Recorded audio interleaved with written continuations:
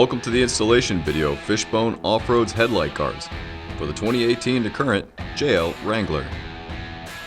Step 1. Open your vehicle's hood. With a body clip remover, remove the 6 body clips holding up your grille.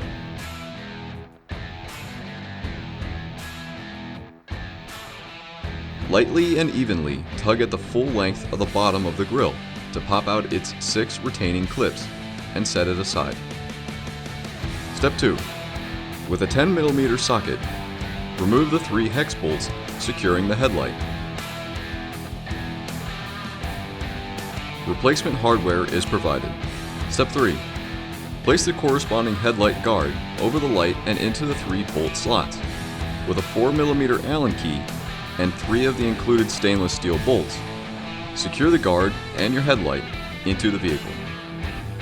Repeat on the opposite side. Step 4.